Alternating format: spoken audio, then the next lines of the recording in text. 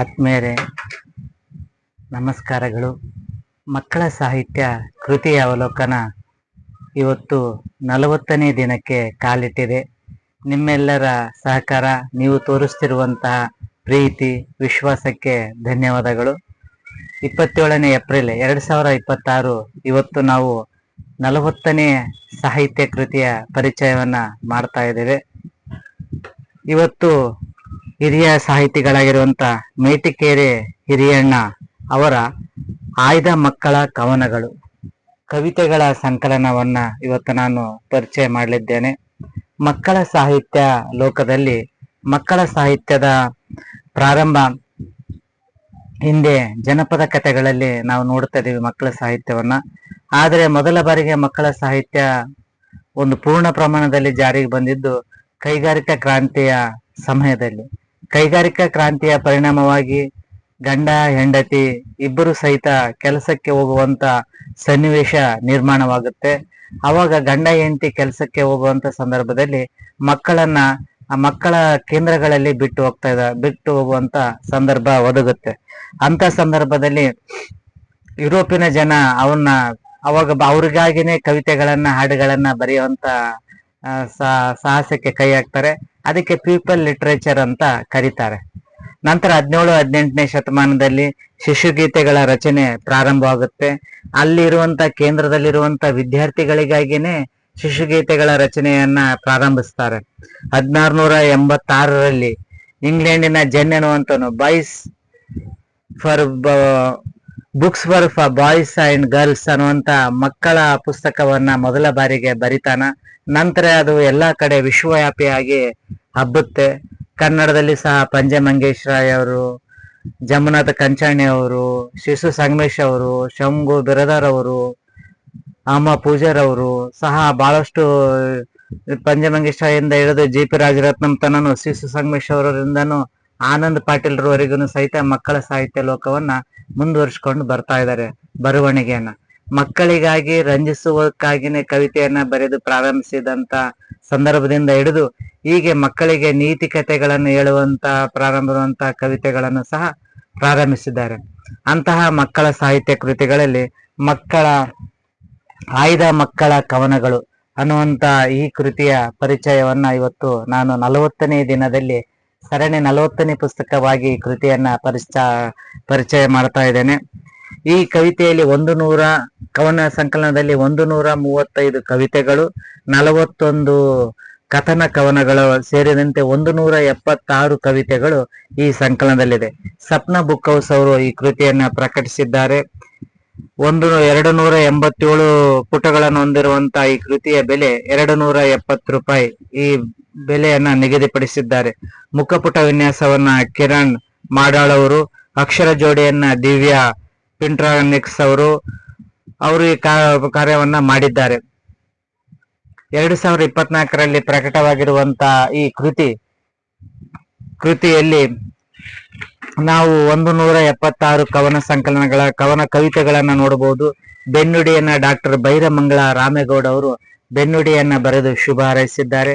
ಮಕ್ಕಳ ಸಾಹಿತ್ಯದಲ್ಲಿ ಹಿರಿಯ ಸಾಹಿತಿಗಳಾಗಿರುವಂತಹ ಇವರು ಈಗಾಗಲೇ ಬರೆದಿರುವಂತಹ ಕವಿತೆಗಳನ್ನ 12 ಕವನ ಸಂಕಲನಗಳಿಂದ ಆಯ್ದಂತ ಕವಿತೆಗಳನ್ನ 176 ಕವಿತೆಗಳನ್ನ ಈ ಸಂಕಲನದಲ್ಲಿ ನಾವು ನೋಡಬಹುದು. ಎಲ್ಲಾ ಕವಿತೆಗಳು ಸುಂದರವಾಗಿ ವಿಭಿನ್ನ ವಸ್ತು ವಿಷಯಗಳನ್ನು ಇಟ್ಕೊಂಡು ಬರೆದಿರುವಂತ ಕವಿತೆಗಳನ್ನ ನಾವು ನೋಡಬಹುದು. ಮಕ್ಕಳಿಗೆ ಇಷ್ಟವಾಗುವಂತೆ ಮುಗ್ಧತೆಯಿಂದ ಮಗು ಮನಸ್ಸಿನಿಂದ ಬರೆದಿರುವಂತ ಕವಿತೆಗಳನ್ನ ನಾವು ಕಾಣಬಹುದು.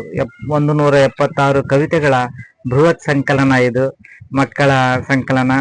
ಅದರೊಳಗಿರುವಂತ ಕೆಲವೊಂದಿಷ್ಟು ಕವಿತೆಗಳ ಕುರಿತಾಗಿ ನೋಡೋಣ. ಇದರೊಳಗೆ ವಿಶೇಷವಾಗಿ ಕಥನ ಕವಿತೆಗಳು ಸಹ ಇವೆ. 31 ಕವತನ ಕವಿತೆಗಳು. ಕಾಗೆ ಹಾವು, ಮಕ್ಕಳ ಜಗಳ, ಆನೆ ಇರುವೆ, ಜಾನು ಜಾತ್ರೆ, ಕಿಟ್ಟು ಪುಟ್ಟು, ತುಂಟ ತಿಮ್ಮ, ಪುಟ್ಟು ಮತ್ತು ಕಪ್ಪೆಗೂಡು, ಶಾಲಾ ಮಾಸ್ಟ್ರು ತಿಪ್ಪಂಬಟ್ಟರು, ಧರೆಯಲ್ಲಿ ನೆಲೆಸಿದ ಕೃಷ್ಣ, ಕುರಿಯು ಹೋಯಿತು ಮುದ್ದೆಯು ಹೋಯಿತು, ಬೆಕ್ಕು ಮತ್ತು ಕಜ್ಜಾಯ, ಗಣಪ ಮತ್ತು ಚಂದ್ರ, ಪುಟ್ಟಪ್ಪ ಮಾಸ್ಟರು ಹೊರ ಸಂಚಾರ ಈ ಕುರಿತಂತ ಕಥನ ಕವನಗಳನ್ನು ಸಹ ನಾವು ನೋಡಬಹುದು. ಅದೇ ರೀತಿ ಕವಿತೆಗಳ ಬಗ್ಗೆ ಒಂದು ಕವಿತೆಗಳನ್ನ ನೋಡೋಣ. ಕುದುರೆ ಸವಾರಿ ಅನ್ನುವಂತ ಒಂದು ಕವಿತೆಯಲ್ಲಿ ಕುದುರೆ ಕುದುರೆಯ ಏರಿ ಲಗಾಮು ಹಿಡಿದು ಹೈ ಹೈ ಎಂದನು ಪುಟ್ಟಣ್ಣ. ಮುಂದೆ ಸಾಗಿತು ಮೆಲ್ಲನೆ ಕುದುರೆ, ಪುಟ್ಟನೆ ಸವಾರಿ ಮಾಡಿಸಿತು. ಬಿಸ್ಕೆಟ್ ಒಂದನ್ನು ಕುದುರೆಗೆ ಕೊಟ್ಟನು, ತಿನ್ನಲೆ ಎನ್ನುತ್ತ ಕೂಗಿದನು. ಅಮ್ಮನ ಕುದುರೆ ಜಡೆಯೇ ಲಗಾಮು, ಪುಟಾಣಿ ಪುಟ್ಟ ರಾಹುತನು. ತನ್ನ ತಾಯಿ ಮೇಲೆ ಕುಳಿತುಕೊಂಡು ಮಗು ಆ ತಾಯಿಯನ್ನೇ ಕುದುರೆ ಮಾಡಿಕೊಂಡು ಆಟ ಆಡ್ತಿರ್ತಾನ.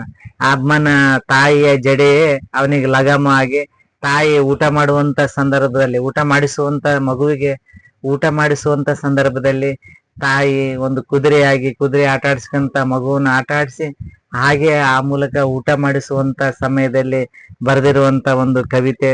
ಆ ಮಗು ಯಾವ ರೀತಿ ಖುಷಿಯಾಗಿ ತಾಯಿ ಮಗುವಿನ ಜೊತೆ ಮಗುವಾಗಿ ಊಟ ಮಾಡಿಸುವಂತ ಇದನ್ನ ತೋರಿಸಿದ್ದಾರೆ ಈ ಕವಿತೆಯಲ್ಲಿ ದಾಖಲಿಸುವಂತ ಕೆಲಸ ಮಾಡಿದ್ದಾರೆ.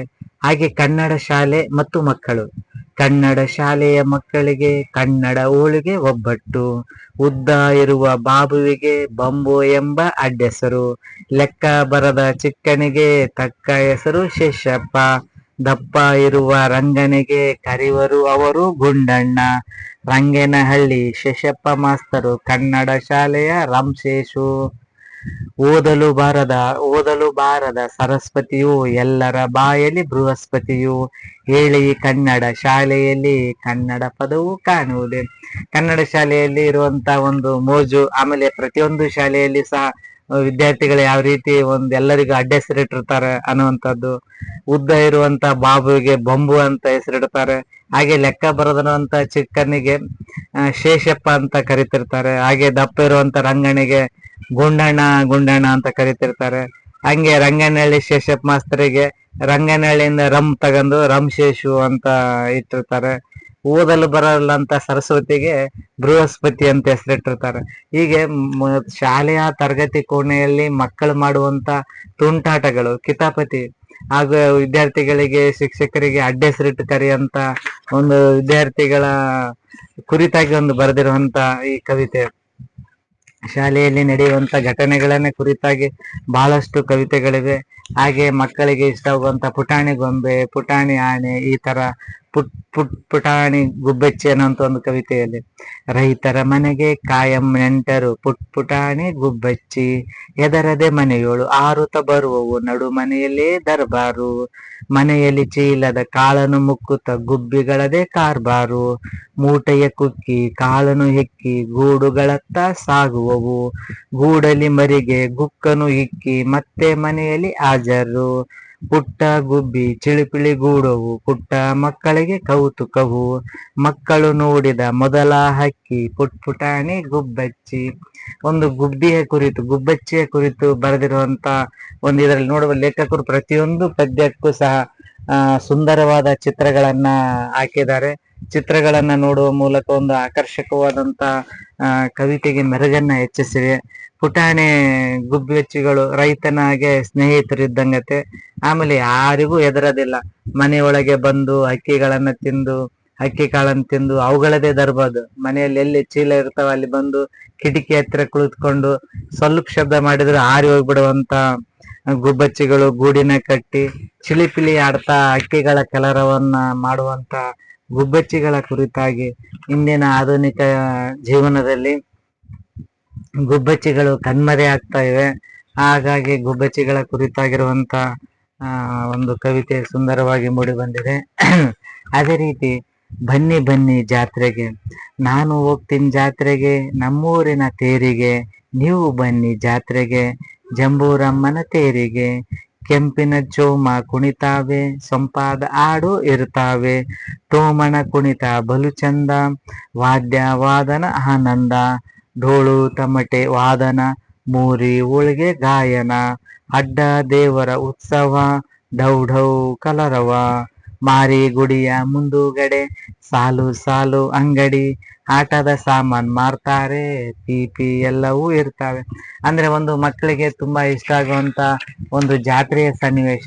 ಒಂದು ಜಾತ್ರೆಯಲ್ಲಿ ನಾವು ನೋಡ್ತೀವಿ, ಜಾತ್ರೆಯಲ್ಲಿ ಬಲೂನುಗಳು ಬಂದಿರ್ತವೆ, ಪೀಪಿಗಳು ಬಂದಿರ್ತವೆ, ತೇರಿರ್ತತೆ. ತೇರನ್ನ ಎಳೆಯುವಂಥದ್ದೊಂದು ಸಂಭ್ರಮ.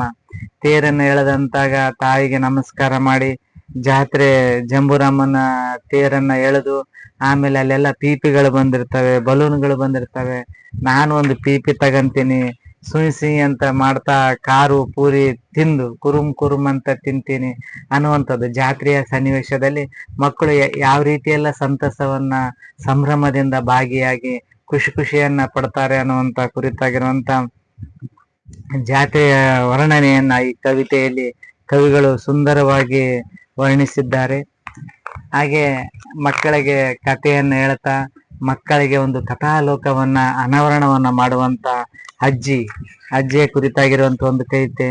ನಿಮ್ಮಜ್ಜಿ ನಮ್ಮಜ್ಜಿ, ಮುದುಕಿ ಗಿದುಕಿ ಅನ್ನೋಂಗಿಲ್ಲ ಕೋಪ ಬರುತ್ತೆ, ಹುಡುಗ್ ಬುದ್ಧಿ ಎಡವಿ ಬಿದ್ದಿ ಅಜ್ಜಿ ಗೊಣಗುತ್ತೆ, ಆಡೋಂಗಿಲ್ಲ ಮಾತಾಡೋಂಗಿಲ್ಲ ಅಜ್ಜಿ ಗುಡುಗುತ್ತೆ, ಕಿವಿ ಕಿತ್ತೋಯ್ತು ಅಂತ ದೂರು ಹೇಳುತ್ತೆ, ಮಕ್ಕಳು ಮರಿಯಾದ್ರೆ ಸಾಕು ಅಮ್ಮನ ಕೂಗುತ್ತೆ, ತುಂಟ ಕಣೆ ಬಿದ್ಬಿಟ್ಟಿತ್ತು ಹಣೆ ಚಚ್ಕೊಳ್ಳುತ್ತೆ, ಭಾನುವಾರ ಬರೋಂಗಿಲ್ಲ ಮೇಷ್ಟ್ರನ್ ದೂರುತ್ತೆ, ಸ್ಕೂಲಿಗೆ ಯಾಕೆ ರಜೆ ಕೊಟ್ರು ಗೊಣಗತ್ತೆ ಇರುತ್ತೆ, ನಮ್ ಕಾಲ ಹೆಂಗಿತ್ತು ಹೇಳ್ತಾ ಇರುತ್ತೆ, ಮಾತಿಗೆಲ್ಲ ನಮ್ಮಜ್ಜಿ ಕಲಿಗಾಲ ಅನ್ನುತ್ತೆ. ಎಲ್ಲರ ಮನೆಯ ಅಜ್ಜಿ ಮಾತಾಡುವಂತ ಸನ್ನಿವೇಶ, ಎಲ್ಲ ಮನೆಯ ಅಜ್ಜಿಗಳು ಹೇಳುವಂತ ದೂರು, ನಮ್ ಕಾಲ ಚೆನ್ನಾಗಿತ್ತು ಈ ಕಾಲ ಕೆಟ್ಟೋಯ್ತು ಕಲಿಕಾಲ ಅಂತೀವಿ. ಅದೇ ರೀತಿ ಮುದುಕಿ ಅಂದ್ರೆ ಸಿಟ್ಟು ಬರುತ್ತೆ ಅಜ್ಜಿಗೆ. ಆಮೇಲೆ ಮುದುಕಿ ಯಾವಾಗಲೇ ಬುದ್ಧಿ ಹುಡುಗರು ಏನ್ ಮಾಡ್ತಾರ ಅಂತಿರ್ತಾಳ. ಆಮೇಲೆ ಜಾಸ್ತಿ ಆಟ ಆಡಿದ್ರು ಬೈತಾಳ, ಜಾಸ್ತಿ ಮಾತಾಡಿದ್ರು ಬೈತಾಳ. ಆಮೇಲೆ ಅಜ್ಜಿನ ಕಣ್ ತಪ್ಸಿ ಹೊರಗಡೆ ಹೋದ್ರು, ಸಣ್ಣ ಮಕ್ಕಳು ಹೋದ್ರು ಅಮ್ಮನ್ ಕರಿತಾಳ. ಅವ್ರಮ್ಮ ಕರೆದು ಹುಡುಗರು ಕಾಣ್ತಾ ಇಲ್ಲ ನೋಡು ಅನ್ನುವಂತ ಒಂದು ಸಂಗತಿಯನ್ನ ಸೂಕ್ಷ್ಮ ವಿಷಯಗಳನ್ನ ಲೇಖಕರು ಇಲ್ಲಿ ಕವಿತೆಯಲ್ಲಿ ದಾಖಲಿಸುವಂತ ಕೆಲಸವನ್ನ ಮಾಡಿದ್ದಾರೆ. ಮತ್ತೊಂದು ಕವಿತೆಯಲ್ಲಿ ಒಗಟು ಹೇಳಿ ನೋಡೋಣ ಅನ್ನುವಂತ ಒಂದು ಕವಿತೆಯಲ್ಲಿ, ಮರದ ಮೇಲೆ ಬಿಡುವ ಹಣ್ಣು ಕೊಯ್ದರೆ ಕೈಗೆ ಅಂಟು, ಹಲಸಿನ ಹಣ್ಣು ಅಲ್ವೇನ್ರೋ ಸರಿ ಉತ್ತರ. ಮತ್ತೊಂದು ಒಗಟು ಹೇಳ್ತೀನಿ ಅಕ್ಕಪಕ್ಕ ಕೇಳೋಂಗಿಲ್ಲ, ಥಟ್ಟಂತ ಹೇಳ್ಬೇಕು ಒಗಟಿಗೆ ಉತ್ತರ. ಸುತ್ತಮುತ್ತ ಸುಣ್ಣದ ಗೋಡೆ, ಎತ್ತ ನೋಡಿದ್ರು ಬಾಗ್ಲಿಲ್ಲ, ಹತ್ತ ಇತ್ತ ನೋಡೋದೇಕೆ ಕೋಳಿ ಮಟ್ಟೆ ಸರಿನಾ ಸರಿ ಉತ್ತರ. ಹಾಗೆ ಈಗ ಒಗಟಿನಲ್ಲಿ ಈ ಕವಿತೆಯಲ್ಲಿ ಒಂದೊಂದು ಒಗಟನ್ನು ಹೇಳ್ತಾ ಒಗಟಿಗೆ ಉತ್ತರವನ್ನ ಕೊಡುವಂತದ್ದು. ಅಂದ್ರೆ ಮಕ್ಕಳಿಗೆ ಒಗಟಿನ ಒಂದು ಪದಬಂಧವನ್ನ ಕಲಿಸುವಂತ ಅವಶ್ಯಕತೆ ಇಂದಿನ ದಿನದಲ್ಲಿ ತುಂಬಾ ಇದೆ. ಅಂದ್ರೆ ಒಗಟಿನ ಮಹತ್ವಗಳು ಈಗ ಬಹುತೇಕ ಎಲ್ಲ ಮಕ್ಕಳಿಗೆ ಒಗಟುಗಳು ಮರೆತು ಹೋಗ್ತಾ ಇವೆ. ಹಾಗಾಗಿ ಈ ಒಗಟನ್ನ ಹೇಳುವ ಮೂಲಕ ಒಂದು ಪದ ಸಂಪತ್ತನ್ನು ಹೆಚ್ಚಿಸಿಕೊಳ್ಬಹುದು. ಹಾಗೆ ಅವರಲ್ಲಿ ಹೇಳುವಂತ ಕೌಶಲ್ಯನು ಸಹ ಬೆಳೆಸುವಂತ ಪ್ರಯತ್ನವನ್ನ ಕವಿಗಳು ಈ ಕವಿತೆಯಲ್ಲಿ ಮಾಡಿದ್ದಾರೆ. ಹಾಗೆ ಮತ್ತೊಂದು ಕವಿತೆಯಲ್ಲಿ ತಾತ ಹೇಗೆ ದೊಡ್ಡವರು ಅನ್ನುವಂತ ಒಂದು ಕವಿತೆಯಲ್ಲಿ, ಅಮ್ಮ ಕರೆಯೋಳು ದೊಡ್ಡವರೆಂದು ಏನು ಅರಿಯದ ತಾತನಿಗೆ, ತಾತ ಹೇಗೆ ದೊಡ್ಡವರು, ಬುಗುರಿ ಆಡಲು ಬರುವುದಿಲ್ಲ, ದಾರ ಸುತ್ತಲು ಕಾಣುವುದಿಲ್ಲ, ತಾತ ಹೇಗೆ ದೊಡ್ಡವರು, ನರ್ಸರಿ ಹಾಡು ಬರುವುದಿಲ್ಲ, ಡ್ಯಾನ್ಸು ಮೊದಲೇ ತಿಳಿದಿಲ್ಲ, ತಾತ ಹೇಗೆ ದೊಡ್ಡವರು, ಅಪ್ಪನ ಬೇಕು ತಾತನ ನೆರವಿಗೆ, ಪುಟಾಣಿ ಪುಟ್ಟಣೆ ಎಷ್ಟೋ ವಾಸಿ, ತಾತನ ಕರೆಯುವುದೇ ದೊಡ್ಡವರು. ಪಲ್ಟಿ ಹೊಡೆಯಲಿ ನೋಡುವ ತಾತ, ಫಸ್ಟ್ ಪ್ರೈಸ್ ಕೊಡಿಸುವೆನು, ಪಲ್ಟಿ ಹೊಡೆಯಲು ಬಂದರೆ ತಾತನ ದೊಡ್ಡವರೆಂದು ಒಪ್ಪುವೆನು, ಆಡಲು ನೆಗೆಯಲು ಬಾರದ ತಾತನ ಕರೆಯುವರು ಹೇಗೆ ದೊಡ್ಡವರು. ಅಂದ್ರೆ ಮಕ್ಕಳಿಗೆ ಒಂದು ಪ್ರಶ್ನೆ, ಮಕ್ಕಳು ಒಂದು ವಿಚಿತ್ರವಾಗಿರುವಂತ ಪ್ರಶ್ನೆಗಳನ್ನೇ ಸದಾ ಕಾಲ ಕೇಳ್ತಾ ಇರ್ತಾರೆ. ಹಾಗೆ ಒಂದು ಮಗು ಪುಟ್ಟಾಣಿ ಮಗು ತಾತ ಹೆಂಗ ದೊಡ್ಡವರು ಅನ್ನೋಂತ ಒಂದು ಪ್ರಶ್ನೆ. ಯಾಕಪ್ಪ ಅಂದ್ರೆ ತಾತ ನಮ್ಮ ಪುಟ್ಟಾಣಿ ಪುಟ್ಟು ತಾನೇ ನಡ್ಕೊಂಡ್ ಬರ್ತಾನೆ. ಆದ್ರೆ ತಾತನಿಗೆ ಸ್ವಂತ ನಡೆಯಕ್ ಬರಲ್ಲ, ಅಪ್ಪನೇ ನೆರವು ಕೊಡ್ಬೇಕು. ಆದ್ರೂ ತಾತಗೆ ಎಲ್ಲರೂ ದೊಡ್ಡವರು ಅಂತಾರ. ಹಾಗೆ ತಾತನಿಗೆ ರೈಮ್ಸ್ ಬರಲ್ಲ, ಡ್ಯಾನ್ಸ್ ಬರಲ್ಲ, ಆದ್ರೂ ಸಹಿತ ತಾತನಿಗೆ ಎಲ್ಲರೂ ದೊಡ್ಡವರು ಅಂತಾರ. ಮತ್ ನಮ್ ತಾತಗ ಬೊಗುರಿ ಆಡ್ಸಕ್ ದಾರ ಸುತ್ತಕ್ಕೂ ಬರೋದಿಲ್ಲ, ಆದ್ರೂ ತಾತನೇ ದೊಡ್ಡವರು ಅಂತಾರ. ಅದೇಂಗ ತಾತಗ ಪಲ್ಟಿ ಹೊಡ್ಯಕ್ಕೂ ಬರಲ್ಲ, ಆದ್ರೂ ಫಸ್ಟ್ ಪ್ರೈಸ್ ಏನಾರ ಆಟದಾಗ ಫಸ್ಟ್ ಪ್ರೈಸ್ ಬಂದ್ರೆ ನಾನ್ ಅವಾಗ ಒಪ್ಕೊಂತೀನಿ ಅನ್ನೋಂಥದ್ದು. ಅಂದ್ರೆ ತಾತನಿಗೆ ವಯಸ್ಸಾಗಿರುತ್ತೆ ಅನ್ನುವಂತ ಒಂದು ಪ್ರಜ್ಞೆನೂ ಇರದಂತ ಪುಟಾಣಿ ಮಗು, ಅವನು ಒಂದು ಪ್ರಶ್ನೆ, ತಾತಗೆ ಎಲ್ಲರೂ ದೊಡ್ಡವರು ಅಂತಾರ, ಹೆಂಗ್ ತಾತ ದೊಡ್ಡತ್ತಾಗ್ಯಾನ, ನಾನು ಮಾಡುವಷ್ಟು ಕೆಲಸನು ಮಾಡಬಲ್ಲ ತಾತ, ಬಗರಿ ಆಡಿಸವಲ್ಲ, ಗಿಲ್ಲಿ ದಾಂಡು ಆಡವಲ್ಲ, ರಹಿಮ್ಸ್ ಹೇಳಬಲ್ಲ ಅನ್ನುವಂಥದ್ದು ಮಗುವಿನಲ್ಲಿರುವಂತ ಒಂದು ಪ್ರಶ್ನೆ. ಆದ್ರೆ ಅದನ್ನ ಯಾವ ರೀತಿ ಉತ್ತರ ಹೇಳ್ಬೇಕಂತ ದೊಡ್ಡವರಿಗೆ ಸೋಜಿಗ. ಆದರೆ ಮಗು ಕೇಳುವಂತ ಪ್ರಶ್ನೆಗಳು ಹೆಂಗ ದೊಡ್ಡವರು ಅನ್ನುವಂಥದ್ದು ಒಂದು ವಿಷಯವನ್ನ ಕವಿತೆಯಲ್ಲಿ ಕಟ್ಟಿಕೊಡುವಂತ ಪ್ರಯತ್ನವನ್ನ ಮಾಡಿದ್ದಾರೆ. ಹಾಗೆ ನಾನು ಬರುವೆ ಚಂದಮಾಮ ಅನ್ನುವಂಥದ್ದು. ಅಮ್ಮ ನೋಡು ಚಂದಮಾಮ ಬಾನಿನಲ್ಲಿ, ಮೋಡದ ಮರೆಯಲ್ಲಿ ತೇಲುತ್ತೀಹನು ಮುಗಿಲಲ್ಲಿ, ಚಂದಮಾಮ ಚಳಿಯು ಹೌದೆ ಏಳು ನೀನು, ಬೆಚ್ಚನ ಒದಿಕೆ ಕಲಿಸಿಕೊಡುವೆ ನಿನಗೆ ನಾನು, ಮುಸುಕು ಸರಿಸು ಚಂದಮಾಮ ಸ್ವಲ್ಪ ನೀನು, ನಿನ್ನ ವದನವ ನೋಡಬೇಕು ದಿನವೂ ನಾನು, ಮೊಲದ ಮರಿ ನನಗೆ ಕೊಡು ಚಂದಮಾಮ, ದಿನವೂ ಕೂಡಿ ಆಡಬೇಕು ಜೊತೆಗೆ ನಾನು. ಚಂದಮಾಮಗೆ ಕೇಳ್ತಾನ ಅವ್ನು, ಮಕ್ಕಳಿಗೆ ಇಷ್ಟವಾಗುವಂತ ಒಂದು ಇದು ಅಂದ್ರೆ ಚಂದಮಾಮ. ಅವಾಗ ಚಂದಮಾಮ ಕೇಳ್ತಾನ, ಚಂದಮಾಮ ನಿನಗೇನಾರ ಚಳಿ ಹಾಕತತ್ತೇನೆ ಹೇಳು, ನಾನ್ ನಿನಗೆ ಒದಿಕೆ ಕಳಿಸ್ತೀನಿ, ಮತ್ ನೀನ್ ಪೂರ್ತಿ ಹೊಚ್ಕೊಂಡ್ ಮಕ್ಕ ಬೇಡ, ಯಾಕಂದ್ರೆ ನಿನ್ ಮುಖ ನಾನ್ ನೋಡ್ಬೇಕು, ಅದಕ್ಕೆ ನಿನ್ ಮುಖನ್ ತೆಗೆದು ಮಕ್ಕ, ಹಾಗೆ ನಿನ್ ತಲೆಯಿರಂತ ಮೊಲನ ನನಗೆ ಕಳಿಸ್ಕೊಡು, ನಾನು ಅದ್ರ ಜೊತೆ ಸ್ವಲ್ಪ ಆಡ್ತೀನಿ ಚಂದಮಾಮ, ಹಂಗ್ಯಾಕ್ ಮಾಡ್ತೀನಿ ನನ್ ಜೊತೆಗೆ ಆಡಕ್ ಬಾ ಅಂತೇಳಿ ಚಂದಮಾಮಗೆ ವಿನಂತಿ ಮಾಡುವಂತಹ ಕವಿತೆಗಳನ್ನ ನಾವು ಕಾಣಬಹುದು. ಅದೇ ರೀತಿ ದುರುಳ ಮನುಜ ಮತ್ತು ಪರಿಸರ ಅನ್ನುವಂಥ ಕವಿತೆ, ಗೊಂಬೆ ಮದುವೆ ಅನ್ನುವಂಥ ಕವಿತೆ, ಅಣ್ಣ ತಮ್ಮಂದಿರು ಮತ್ತು ಮೂರು ರೊಟ್ಟಿ, ಇಲ್ಲಿರುವಂತಹ 101 ಪ್ರಾಣಿಗಳ ಕೊಂದದೀರನ ಕತೆ, ಹಾಗೆ ಮನುಷ್ಯನ ಕುರಿತಾಗಿರುವಂತ ಬಹಳಷ್ಟು ಕಥನ ಕವನಗಳು ಸಹ ಸುಂದರವಾದ ಕಥನ ಕವನಗಳನ್ನ ಈ ಕೃತಿ ಹೊಂದಿದೆ. ಹಿರಿಯ ಮಕ್ಕಳ ಸಾಹಿತಿಗಳಾಗಿರುವಂತಹ ಶ್ರೀ ಮೇಟಿಗೆರೆ ಹಿರಿಯಣ್ಣ ಅವರ ಆಯ್ದ ಮಕ್ಕಳ ಕವನಗಳ ಸಂಕಲನ, ಈ ಕವನ ಸಂಕಲನದಲ್ಲಿರುವಂತ ಕವಿತೆಗಳು ಸುಂದರವಾದ ಗೇಯತೆ ಹಾಗೂ ಪ್ರಾಸಗಳನ್ನು ಒಳಗೊಂಡಂತೆ ಮಕ್ಕಳನ್ನ ಆಕರ್ಷಿಸುವ ನಿಟ್ಟಿನಲ್ಲಿ ಕವಿತೆಗಳು ರಚನೆಯಾಗಿವೆ. ಸಮಗ್ರ ಕವಿತೆಗಳನ್ನ ಒಂದು ಕಡೆ ಮಾಡಿರುವುದರಿಂದ ಓದುಗರಿಗೂ ಸಹ ಇದು ತುಂಬಾ ಉಪಯುಕ್ತವಾದಂತ ಪುಸ್ತಕ. ಎಲ್ಲ 12 ಪುಸ್ತಕಗಳನ್ನ ಕೊಂಡುಕೊಳ್ಳುವುದಕ್ಕಿಂತ ಇದೊಂದು ಪುಸ್ತಕಗಳನ್ನ ಸಂಗ್ರಹಿಸಿರೋದ್ರಿಂದ ಅದ್ರಲ್ಲಾಗಿರುವಂತ ಉತ್ತಮವಾಗಿರುವಂತ ಕವಿತೆಗಳನ್ನ ನಾವು ಓದುಗರಿಗೆ ಸಿಕ್ಕಿವೆ. ಹಾಗಾಗಿ ಆತ್ಮೀಯ ಮಕ್ಕಳ ಸಾಹಿತ್ಯ ಪ್ರೇಮಿಗಳೇ, ಕನ್ನಡ ಮಕ್ಕಳ ಸಾಹಿತ್ಯ ಕೃತಿಗಳನ್ನ ಕೊಂಡು ಓದುವ ಮೂಲಕ ಮಕ್ಕಳ ಸಾಹಿತ್ಯವನ್ನ ಶ್ರೀಮಂತಗೊಳಿಸಬೇಕು. ಹಾಗೆ ವಿಶೇಷ ಸಂದರ್ಭದಲ್ಲಿ ಮಕ್ಕಳಿಗೆ ಪುಸ್ತಕಗಳನ್ನ ಕೊಡುಗೆಯಾಗಿ ನೀಡುವ ಮೂಲಕ, ಉಡುಗೊರೆಯಾಗಿ ನೀಡುವ ಮೂಲಕ ಮಕ್ಕಳಲ್ಲಿ ಪುಸ್ತಕ ಸಂಸ್ಕೃತಿಯನ್ನ ಹಾಗೂ ಓದುವ ಅಭಿರುಚಿಯನ್ನ ಬೆಳೆಸುವ ಕೆಲಸವನ್ನ ನಾವೆಲ್ಲರೂ ಮಾಡಬೇಕಂತ ಆಶಿಸ್ತಾ, ಇವತ್ತಿನ 40ನೇ ದಿನದ ಪುಸ್ತಕ ಪರಿಚಯ ಸರಣಿಯನ್ನ ಈ ಪುಸ್ತಕ ಪರಿಚಯದೊಂದಿಗೆ ಮುಗಿಸ್ತಾ ಇದ್ದೇನೆ. ನಾಳೆ ನಾನು ಮತ್ತೊಂದು ಪುಸ್ತಕ ಪರಿಚಯದ ಕಾರ್ಯಕ್ರಮದೊಂದಿಗೆ ನಿಮ್ಮ ಮುಂದೆ ಹಾಜರಿರುತ್ತೇನೆ. ನಿಮ್ಮೆಲ್ಲರ ಪ್ರೀತಿಗೆ ಮತ್ತೊಮ್ಮೆ ಧನ್ಯವಾದಗಳು.